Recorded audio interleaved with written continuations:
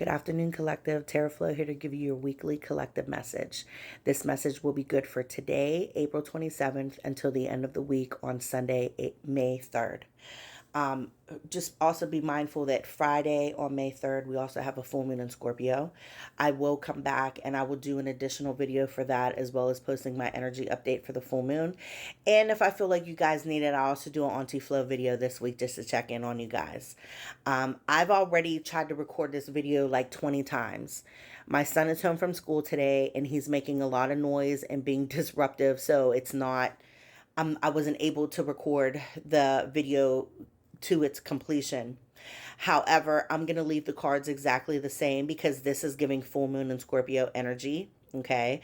So I feel like because there was a lot of disruption and with me having to start over and try again to make the video multiple times in a row, I feel like the collective could be going through that, and if you are going through something specifically in your life at this time where you're needing to like start, stop, scratch it, start all over again, give yourself the opportunity to do that. Okay. And also if there's a lot of confusion or no mental clarity, I feel like you're needing to move out of that space now by doing whatever you can. Ground, give yourself some quiet time, go out in nature, whatever that is.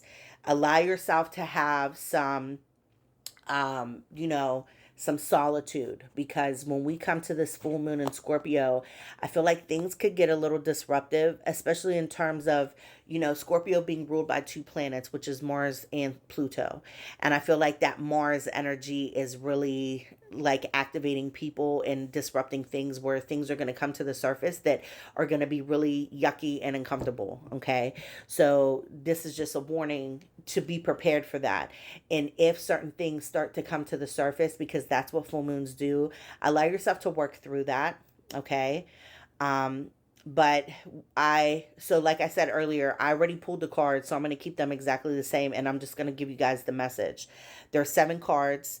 You got the Page of Wands, the Moon, the Death, 7 of Wands, 3 of Cups, the High Priestess, and the Queen of Wands. Okay. This is coming into this new moon to allow yourself to have a new beginning in something. Okay. And full moons also, they give you the opportunity to release, or they give you the opportunity to detach and let go of something.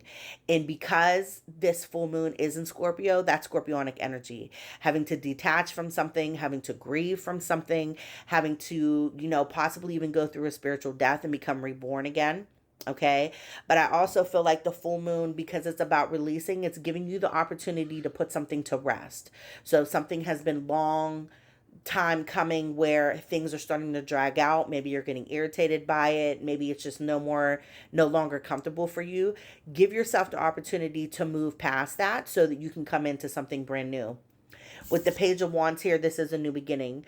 But I also feel like for those of you that might have maybe done some spell work, some healing, some shadow work during that Aries stellium we had a couple weeks ago, I feel like this is you coming into that new beginning post Aries stellium. I feel like this is giving you the opportunity to finally be motivated to work towards whatever makes you passionate about something, whatever gives you the drive and the creativity to want to move forward. Okay.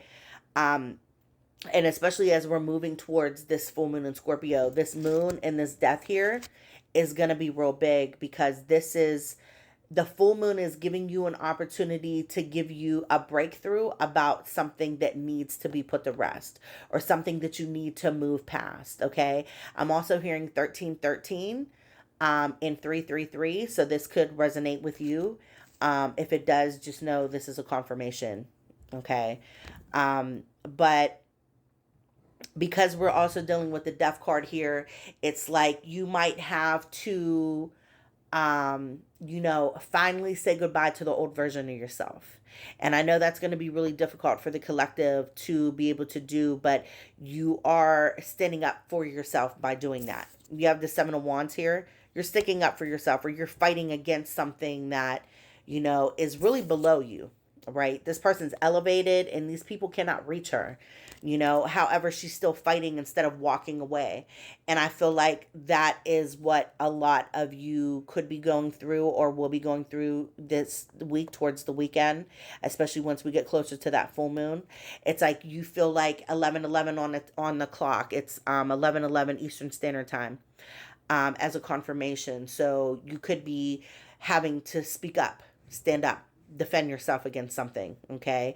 And if anything, I feel like some of you are also defending yourself from your old version of yourself. You're coming into this new space. You're coming into this newness here with this Page of Wands, and it's a new beginning. You're having to start all over again.